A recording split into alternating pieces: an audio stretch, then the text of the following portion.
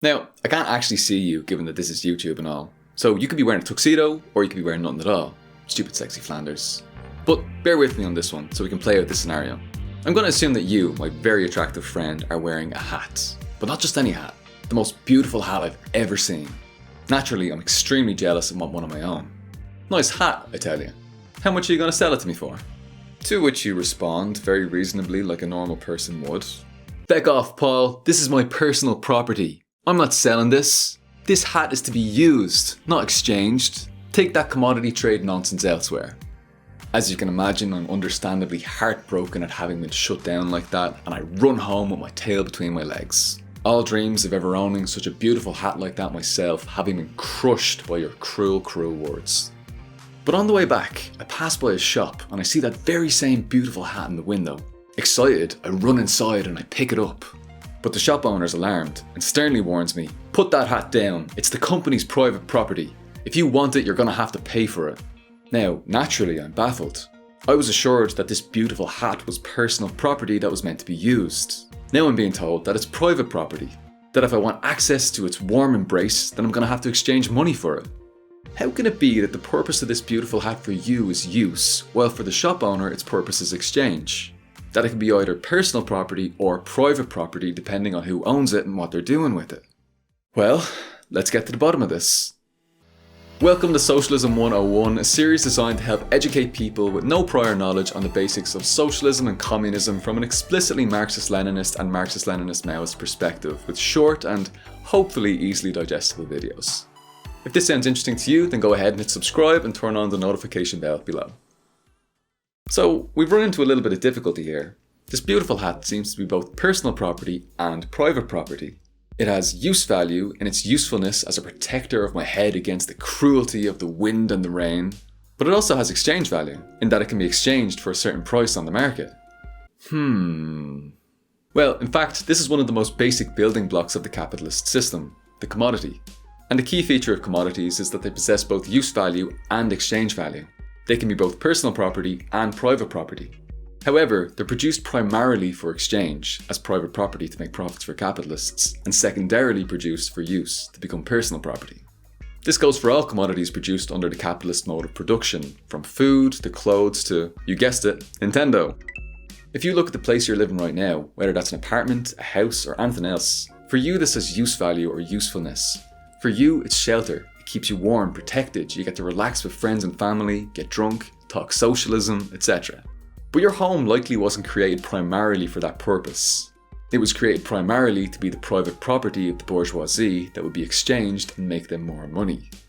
Okay, so now we can see that there's a fundamental difference emerging between how the working class proletariat engages with personal property, your home as a place to live, and how the capitalist bourgeoisie engages with private property, that home they acquired solely to make profit. In fact, let's take a moment to clearly map out these differences. In the last video, we talked a little bit about labour power. Now this is also a commodity in that it possesses both use value in its ability to produce, as well as exchange value as capitalists purchase it from us for a certain price in the forms of wages and salaries. For most working class people, we sell our labour power, or commodity, C, to bosses. In return for this, our bosses give us a little bit of money, M.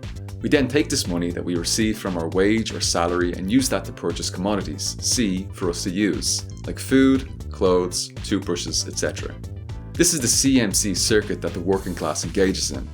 We have our commodity, labour power, that we sell for money, and with that money we purchase more commodities, CMC. Capitalists, on the other hand, operate not just on a CMC circuit, but on an inverted MCM circuit. The capitalist circuit begins with money, M, which they use to purchase commodities, C, primarily labour power, in order to get back more money, M. And importantly, that final M includes the initial sum of money invested plus profit that has been generated through labour power. We can signify the presence of this added profit with M prime.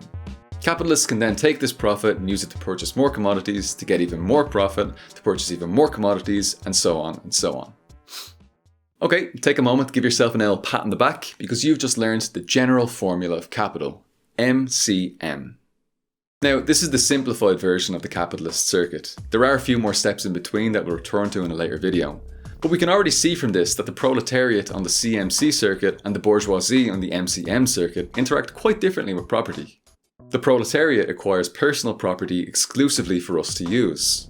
The bourgeoisie acquires private property for exchange in order to make profits. Communists seek to abolish private property, not personal property. We seek to abolish exchange value and instead produce entirely for use. To, as the old saying goes, abolish the commodity form. Now, onto the ever-pressing question of toothbrushes.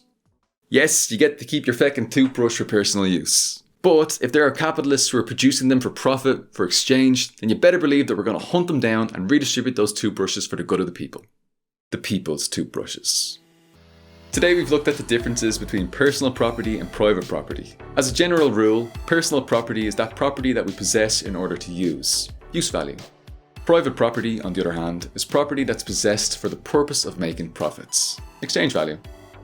We've also mapped out the ways in which workers and capitalists relate to commodities, either on the proletarian CMC circuit or the bourgeois MCM circuit, which is the general formula of capital. Next up, that burning question of our time, what is capitalism? Thank you for watching this video, hopefully you found it useful in one way or another.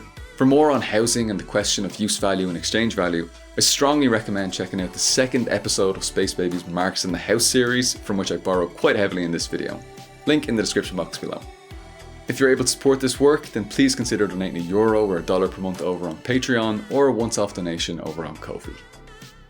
Thank you to Rare Hero, Cormac O'Brien, Dan Hunter, Red Corridor Raya, Christian Napales, Comrade Romano, Jason, Michaela Schmid, Mamarius Hex, Ryan Hodgson, Don Loquistla, Gabriel Bailey, Lepanian, Hugh Jass, The Rhineway Condition, Jess, Ian McShay, Libertarian Stalinist, Soup, Pontus, Colin Walsh, Hagen Mitchells, Evan Crossland, Borku Gorilla, Roja, and Daniel Hamilton.